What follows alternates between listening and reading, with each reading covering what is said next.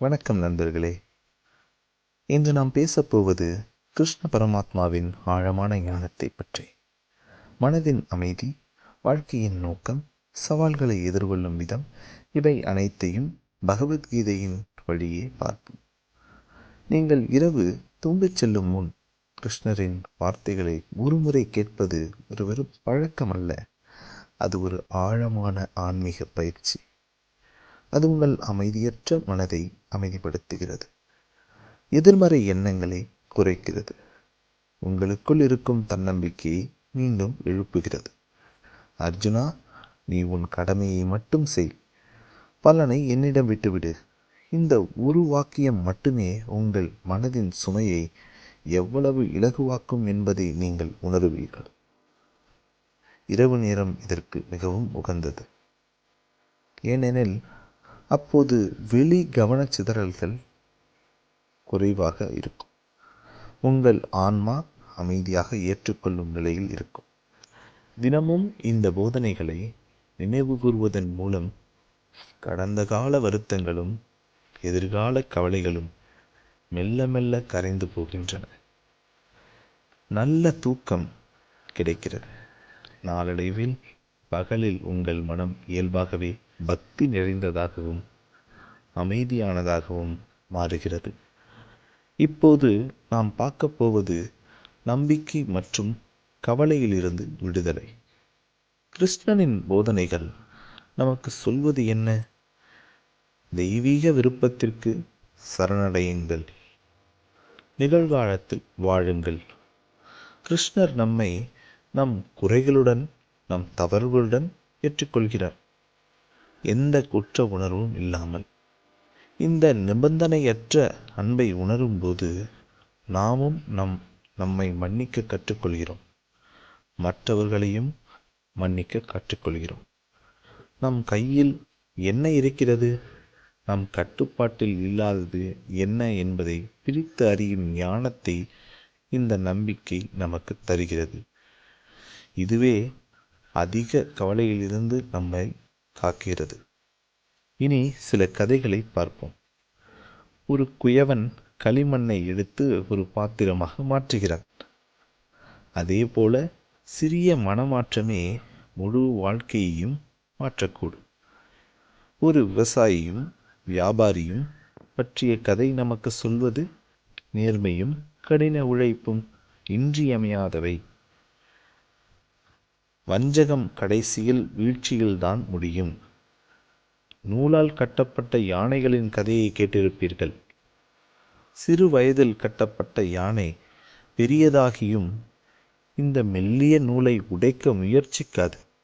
ஏனெனில் அது தன் மனதிலேயே அந்த வரம்பை உருவாக்கி கொண்டது.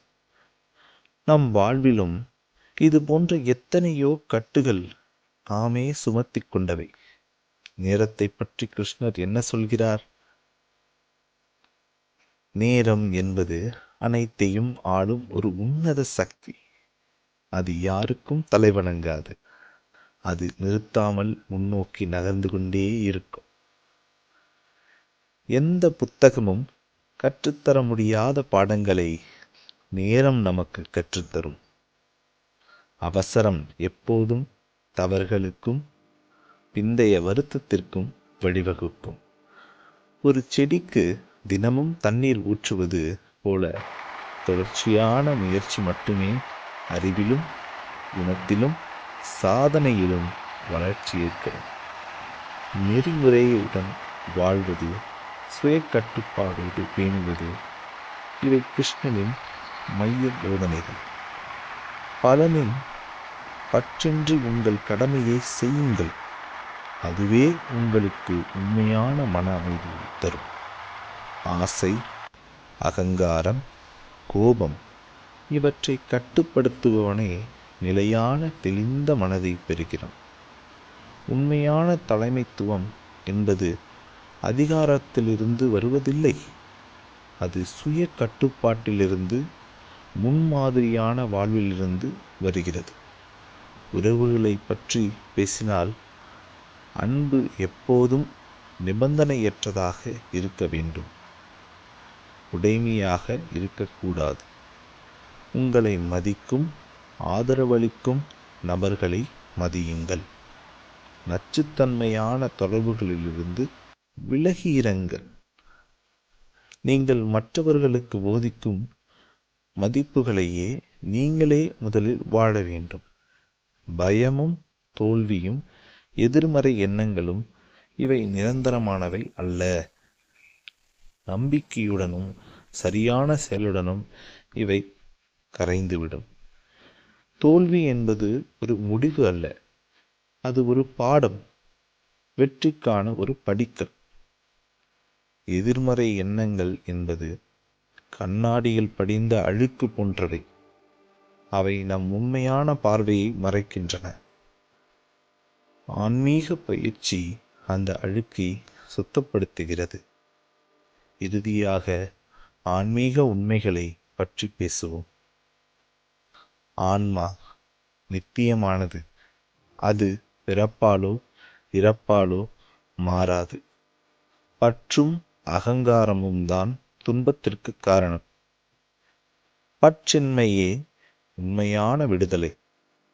வாழ்க்கை என்பது கர்மாவால் நிர்வகிக்கப்படும் பிறப்பு, இறப்பு, மறுபிறப்பு என்ற ஒரு சுழற்சி. தியானம், பக்தி, நல்செயல் இவை மட்டுமே ஆன்மாவை தூய்மைப்படுத்தி விடுதலைக்கு வழிநடத்தும். நண்பர்களே, உங்கள் தெய்வீக இயல்பை உணருங்கள். நிலையற்ற துன்பங்களை கடந்து செல்லுங்கள். இறைவனுடன் ஒரு நிலையான ஆழமான தொடர்பை வளர்த்துக் கொள்ளுங்கள்.